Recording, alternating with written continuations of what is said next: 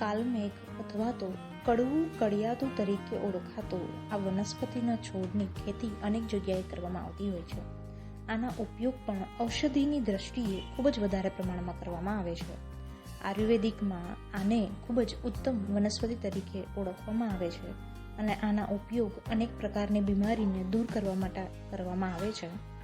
હવે આપણે નિષ્ણાંત પાસેથી જાણીશું આના ઉપયોગ અંગે.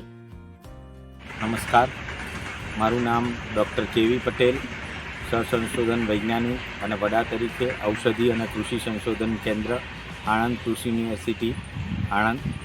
આજે આપણે કડવું કરિયાત્રાની વાત કરીશું, જેને અંગ્રેજીમાં કાલમેઘ કહેવામાં આવે છે અને જેનું સાયન્ટિફિક નેમ એન્ડોગ્રાફિસ પેનિક્યુલેટા છે.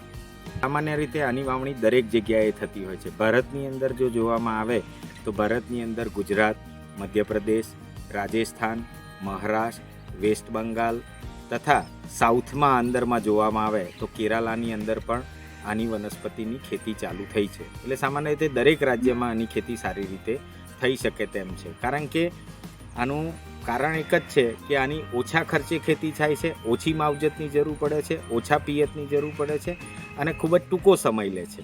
ગુજરાતની અંદર પણ વાત કરવામાં આવે તો ગુજરાતની અંદર પણ આનું વાવેતર દરેક જિલ્લામાં મોટે ભાગે થઈ શકે એમ છે. સૌરાષ્ટ્રની અંદર પણ થઈ શકે, મધ્ય ગુજરાતની અંદર પણ થઈ શકે, ઉત્તર ગુજરાતની અંદર પણ એનું વાવેતર આપણે સારી રીતે કરી શકીએ છીએ. સામાન્ય રીતે કરિયાતાની જો વાત કરીએ તો કરિયાતું એ બહોળા પ્રમાણમાં ઉપયોગમાં આવતી એક વનસ્પતિ છે, જેમાં લોકોના વિચાર પ્રમાણે એવું કહે છે કે નેપાળી કરિયાતું છે એ સામાન્ય કરિયાતું કરતાં સારું હોય છે. પણ ગુણધર્મની રીતે જોવા જઈએ તો નેપાળી કરિયાતું અને આપણું દેશી કરિયાતું એ બંને એક સરખું કામ કરતું હોય છે. એટલે વાવેતર માટે આપણે દેશી કરિયાતાની જે જાતો છે એની ભલામણ કરવામાં આવે છે. સામાન્ય રીતે આની અંદર જે દવા તરીકે ઉપયોગમાં આવે છે એ એની અંદર રહેલા એન્ડોગ્રાફિલોઇડ કન્ટેન્ટ નામનું એક તત્વ છે, જે તત્વના લીધે એનો ઉપયોગ કરવામાં આવે છે. આ વનસ્પતિનો બહોળો ઉપયોગ સામાન્ય રીતે કૃમિનાશક અને સોજો હોય એવામાં તથા કમળો થઈ ગયો હોય ત્યારે કમળાના નિદાન માટે ઉપયોગ કરવામાં આવે છે.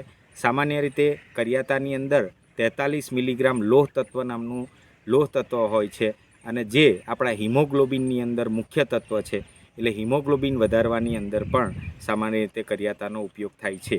આમ જનતામાં જોવામાં જઈએ તો આનો ઉપયોગ સામાન્ય રીતે લોકો ડાયાબિટીસની દવા તરીકે પણ કરતા હોય છે, કારણ કે આ કડવું છે એટલા માટે સામાન્ય રીતે એનો ઉપયોગ એની અંદર પણ થતો હોય છે.